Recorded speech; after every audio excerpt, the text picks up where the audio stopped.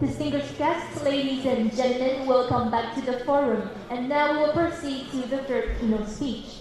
We are very honored to have Honorable Nikki Haley, former United States Ambassador to the United Nations USA, as our keynote speaker today. Before we welcome her to the stage, I would like to first invite our host, Mr. Reyes Chen Guo, Vice Minister of Foreign Affairs of the Republic of China, Taiwan, to introduce the keynote speaker. Ladies and gentlemen, please welcome.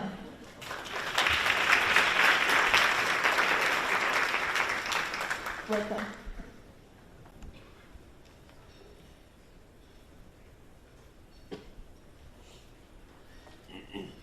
Distinguished guests, ladies and gentlemen, good afternoon. Good afternoon. We are privileged to be joined today by an extraordinary leader with an unwavering dedication to public services and international diplomacy. Her Excellency Nikki Haley, 29th U.S. Ambassador to the United Nations, is a prominent figure on the global stage, known for her principled approach to politics and her staunch defense of democracy. Throughout her distinguished career, Ambassador Haley has striven to build consensus among free democratic countries and has been a vocal advocate for robust cooperation between like-minded partners. She recognizes that security and prosperity are best achieved through strong alliances. At the United Nations, Ambassador Haley was a powerful voice for human rights, justice, and peace. She consistently spoke up for democratic values and firmly addressed threats to global stability.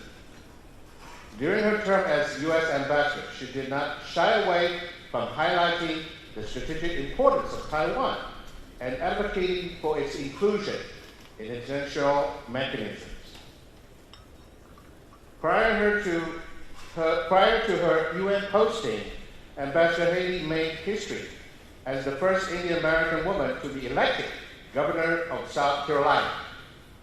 During her 2 terms in office, she championed economic growth, educational reform, and healthcare improvements, leaving a lasting legacy in the Palmetto State.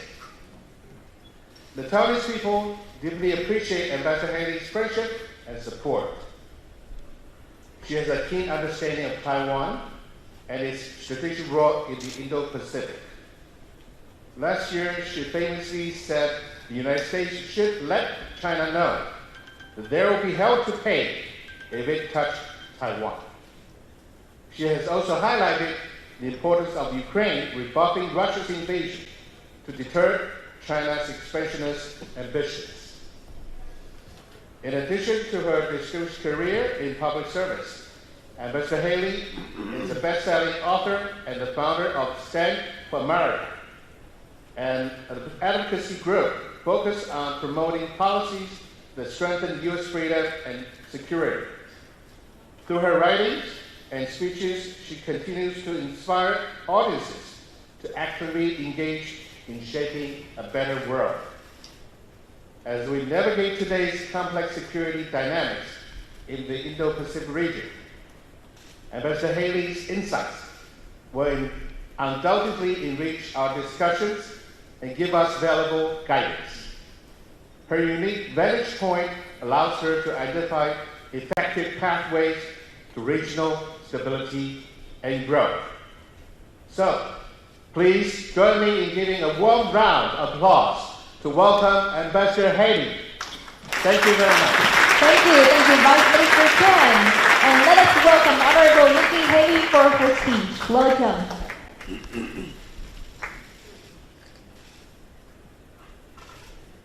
Thank you very much. Thank you, Vice Minister Chen, for that introduction. And thank you for being such a strong defender of Taiwan and a partner to America.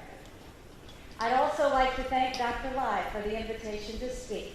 You're doing critical work at the Prospect Foundation, and Taiwan is stronger for your efforts.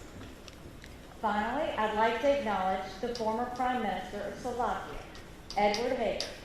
Slovakia, like Taiwan, knows the importance of standing strong against foreign pressure from bigger countries.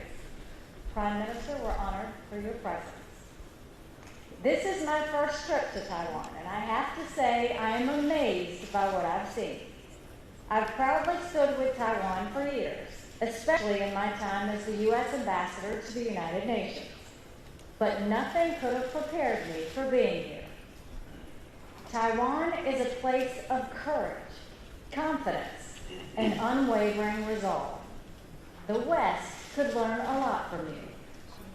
And today I'm calling on my country and free nations everywhere to follow your example. We need to stand as strong as Taiwan, and we need to stand strong with Taiwan, now more than ever. We are living in the most dangerous times in decades. The enemies of freedom are on the march. With few exceptions, the free nations of the West are in retreat. They refuse to maintain, much less improve, their strength. They're failing their most important job, which is to ensure their people's security. And sure enough, their lack of leadership has led to crisis after crisis. Let's hold a little thought experiment. Think back 10 to 15 years to the immediate aftermath of the Great Recession. At the time, it was already clear that Communist China, Russia, Iran, and others were preparing for confrontation with the West. Now imagine if the West had recognized that fact and acted accordingly. The United States, our European allies, and our Asian allies and partners would have immediately begun rebuilding our militaries. We would have put aside dreams of bigger welfare states in favor of building stronger economies. We would have rallied our friends and allies to stand united. And we would have been honest with our people about the breadth and the depth of the threats that we face.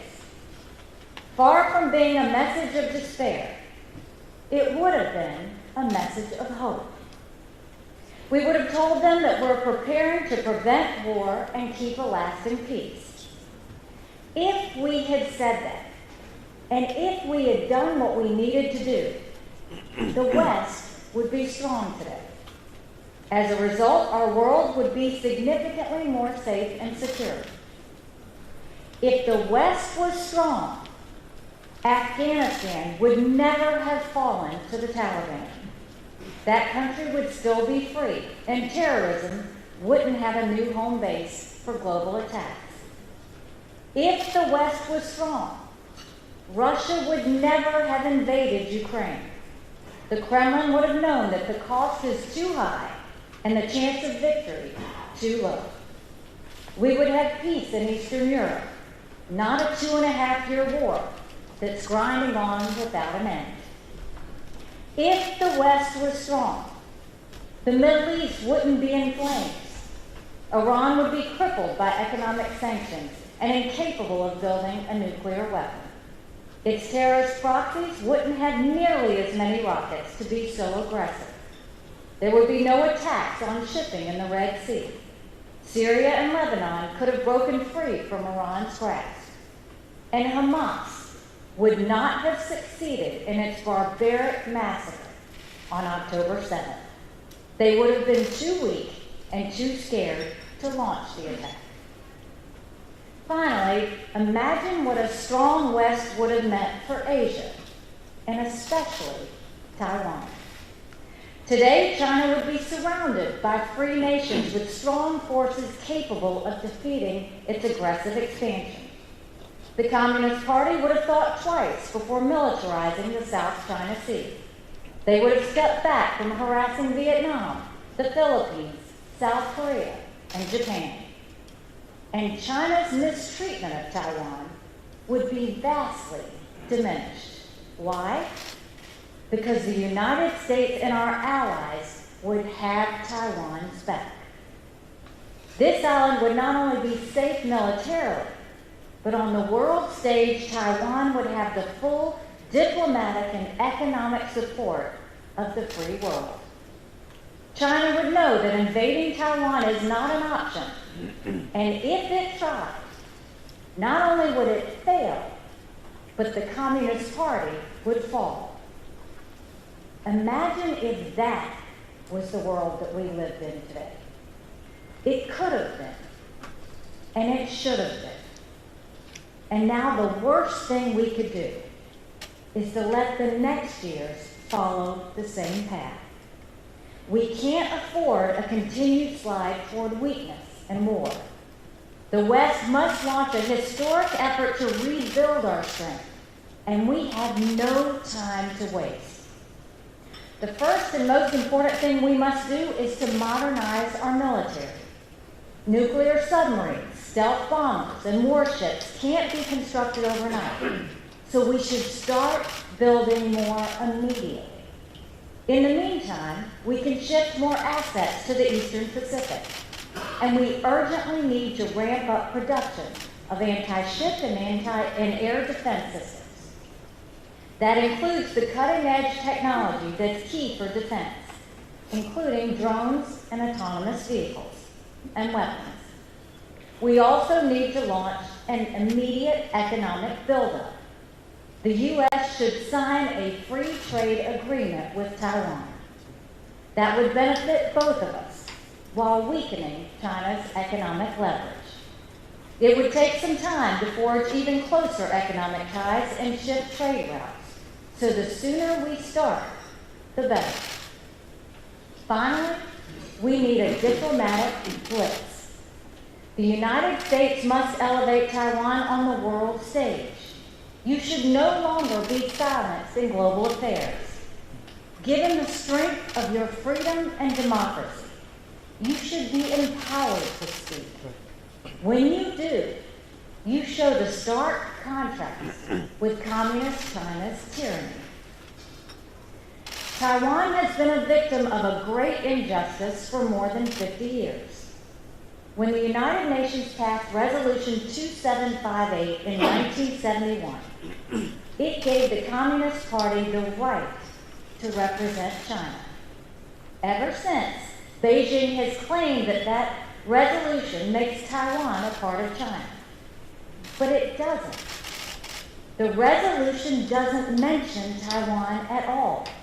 The U.S. and our allies should have called that out from the start. But instead, Beijing continues to call the shots. Ever since, the Communist Party has successfully shoved Taiwan aside.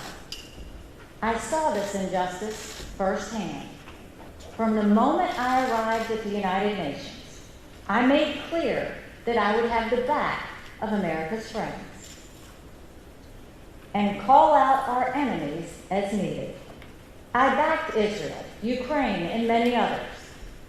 When it came to Taiwan, I was shocked to find out that you aren't even allowed in the building. On China's orders, the UN refuses to recognize any form of identification issued by the Taiwanese government.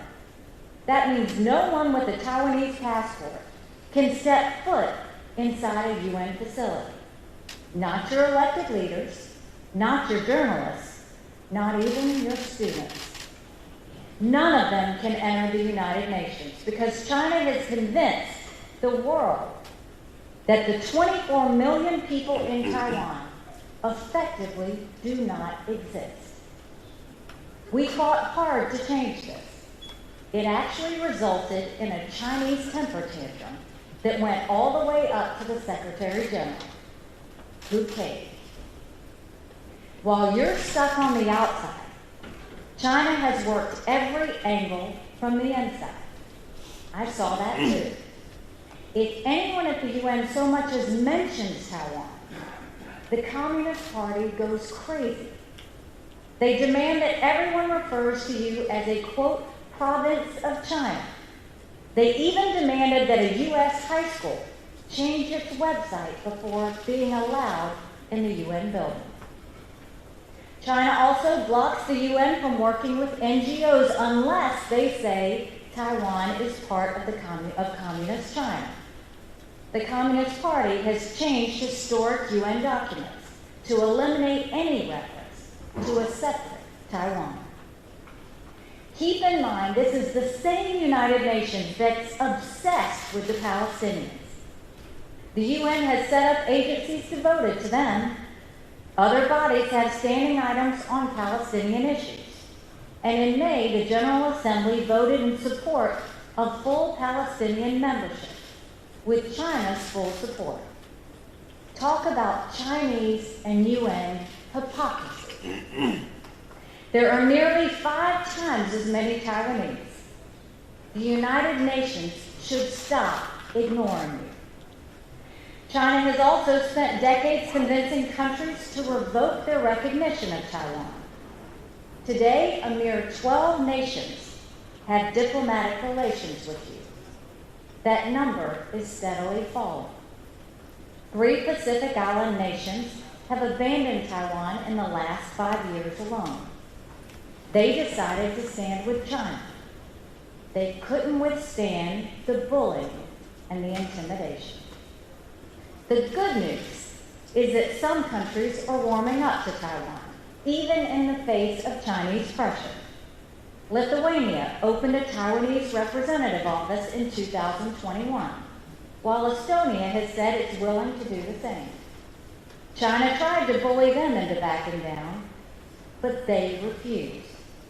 Every country should have such courage. And to be clear, courage is necessary. Whenever Taiwanese officials visit Europe, China reacts with rage and threats. And when the Philippines congratulated your incoming president earlier this year, China summoned their ambassador and warned them, quote, not to play with fire. Such treatment is insulting to sovereign nations. And China's treatment of Taiwan hurts the whole world. That fact was on full display in the early stages of the pandemic. To your everlasting credit, Taiwan recognized the danger before anyone else. In late 2019, it was your government who warned the World Health Organization about the COVID virus coming from China. But the WHO might as well be a Chinese subsidiary. They don't recognize Taiwan, so they ignored you. And while you prepared for the worst with the effective policy, the WHO downplayed the threat until it was too late, and millions of people died. If China didn't block Taiwan from WHO membership, the pandemic would have taken a much different turn. Fewer people would have died, and fewer countries would have crippled their economies and curtailed their people's freedom. China has yet to take responsibility for what it did to the world. But Taiwan was the responsible one from the very start. Taiwan's pandemic leadership proves that you deserve a global voice. Taiwan shouldn't just be in the WHO. Taiwan should be a full member in the United Nations. You have every right to sit at the same table with the world's countries. In many respects, you've proven that you have more of a right than most. Taiwan has made tremendous contributions to humanity. You are global leaders in medicine, science, and technology. In fact, without Taiwan, the tech revolution of the last 3 decades wouldn't have happened. To this day, Taiwan accounts for nearly 2/3 of the world's semiconductor production. While others are fixated on China's growth in advanced technology, in many respects, China is trying to catch up to Taiwan. For that reason alone, the U.S. and free nations should embrace Taiwan with open arms. And if that's not reason enough, your commitment to shared security is inspiring. Taiwan spends 2.5% of its GDP on defense, and you've increased defense spending for 7 years straight. I applaud you, and I wish other free nations would learn from you, especially many U.S. allies. You're ahead of the United Kingdom, France, Italy, Germany, and many other countries, both big and small. and Taiwan's defense spending is twice as high as Canada's. If all our allies leaned in like Taiwan, the world would be a safer place. Given your leadership, the U.S. and the West should relentlessly push for global acceptance of Taiwan. Naturally, China will fight this. Beijing will threaten more if the United States and other countries support Taiwan. For all its strength, China isn't strong enough to conquer you. But it will be eventually, since China is spending 12 to 13 times more than Taiwan on defense. That's why the West needs to move quickly. We should stand with Taiwan today, not wait until China invades. If we take the necessary steps now, China will think twice about starting a war. We need to act regardless of how the Communist Party reacts. It will ramp up threatening maneuvers off your shores and in your skies. It will rail against us with threats of hellfire and brimstone. It will even claim that we support Taiwan's independence and say that we've crossed a red line. But that's not true. And in any case, that's not a decision for the U.S. or any other nation to make. You have the right to self-determination, and our support for you should not be dependent on the decision that you make. We can't let China's response dictate our decisions. For decades, it has threatened free nations into silence and inaction. But now is no time for silence. Years of inaction and looking the other way have only weakened us. By listening to China, we've wasted precious time. And now we've made war more likely, not less. We can still prevent that future and keep the peace by rebuilding our strength and our resolve. It's time to stop letting fear of China control democracies. And we should finally recognize that no one is more afraid of the Chinese Communist Party than the Chinese Communist Party. They're terrified of a free Taiwan. They have good reason to be worried. The 24 million people who live in Taiwan prove that China's 1.4 billion people can do better than communist tyranny. You show they don't have to be herded into labor camps. They don't have to be censored and tortured and executed for speaking out. War and destruction are all that communism understands. Free people are capable of peaceful creation, the kind that has lifted this island to such incredible heights. So long as Taiwan is democratic and free, you remind the enslaved masses in mainland China of the future that could and should be theirs. You keep alive the hope that such a future is within their grasp. A future where they finally cast off the shackles of communist dictatorship and finally take charge of their own destiny. This, more than anything, is why the West must embrace Taiwan without exception or apology. We should have fought harder when China shoved you aside years ago. Now we should right that wrong. There's still time. Our security and prosperity are bound together. For the sake of our people and the cause of peace, we have a duty to stand together. Thank you. Thank you very much, Honorable Nikki Haley, for the excellent keynote speech. Thank you very much. Thank you once again for honored to have you with us today for delivering such a wonderful speech. Thank you.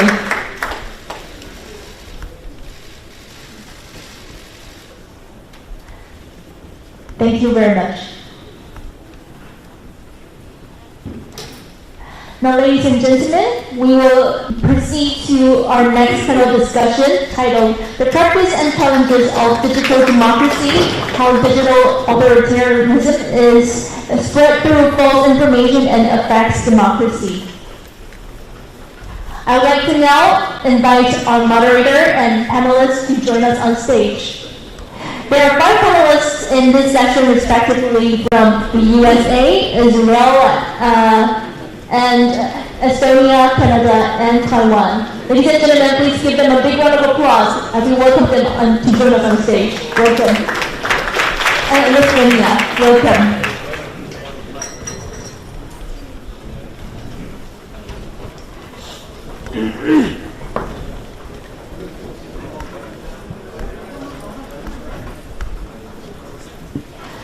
And our moderator for this session is Mr. Yo Zhihao, co-director of Taiwan Information Environment Research Center. Please take a seat. Welcome.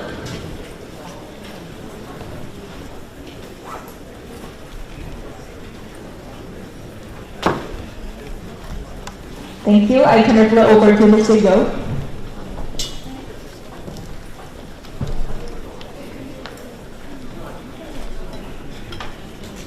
Okay, good afternoon, everyone.